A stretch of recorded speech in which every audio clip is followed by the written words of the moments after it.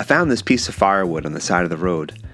I had made some other sculptures with it and had a really cool spalting pattern, so I thought this would be a perfect size for a heart-shaped bowl. I used a 4-inch angle grinder with a chainsaw bit to dig in just to see how far that crack went. Luckily, it was a pretty shallow crack, so I was able to use this piece for the bowl.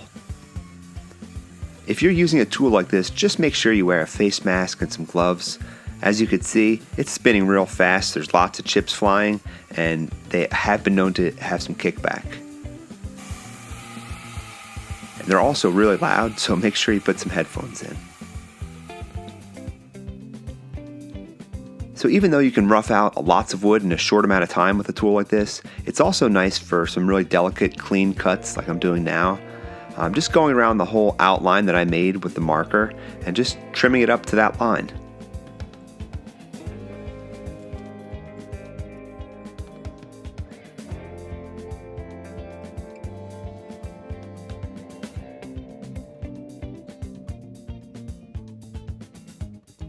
With the outline all done, it was time to start thinking about how I was going to cut into this bowl. At first, I tried a little 2-inch angle grinder with a King Arthur little chainsaw bit, but that wasn't really cutting it. And then I went back to the 4-inch angle grinder, but I was feeling like it might be too big and I really didn't want to mess up the sides of the bowls. So, I went to my favorite tool, the mallet and a chisel. To be honest, I was getting tired of hearing the power tools. They're great to get a rough out and an overall shape, but to me nothing beats carving with a mallet and chisel.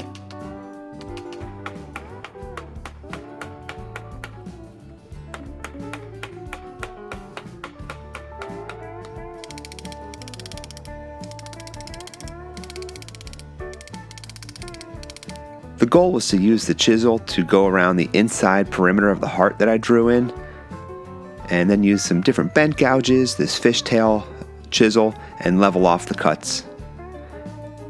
As I go deeper into the bowl, I start to taper in the cuts to give it a nice gradual slope.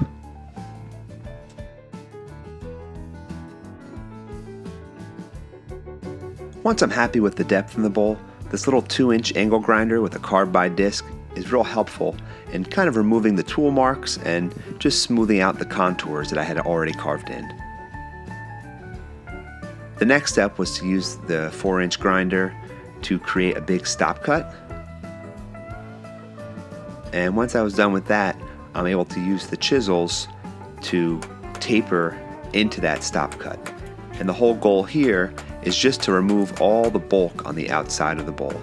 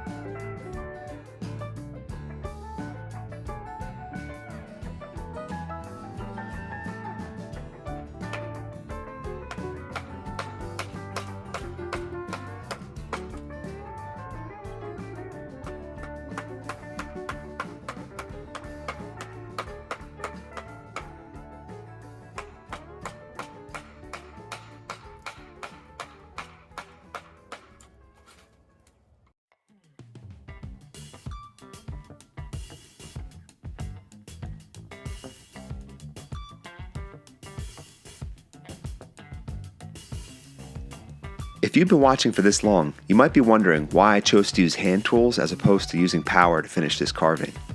I guess for me it just comes down to the feeling that you get when you're using hand tools. You get a better sense of the wood. It's a slower process for sure, but you can take your time, feel the different contours that you're trying to match on one side or the other, and I just find it to be a more enjoyable process. At this point, I've done all the carving I could do while the bowl was still attached to the log, so I took out my handsaw and just chopped it off.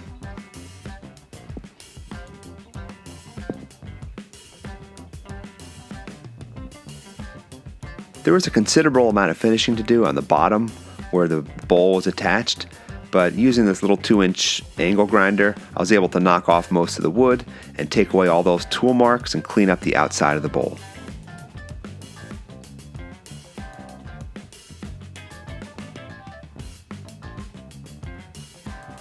Sped up, it looks like I'm going really fast, but I actually have this tool going pretty slow, so I can control it and carve it comfortably and pretty safely in my lap. I probably should be wearing a mask, but at that point, it was kind of late in the day and I was being a little irresponsible. What can I say?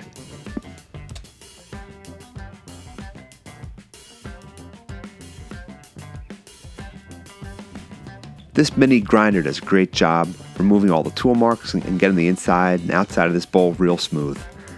I didn't want to show the whole process, but I also used sandpaper. I went from 80 grit all the way to 320, so it has a real nice clean finish.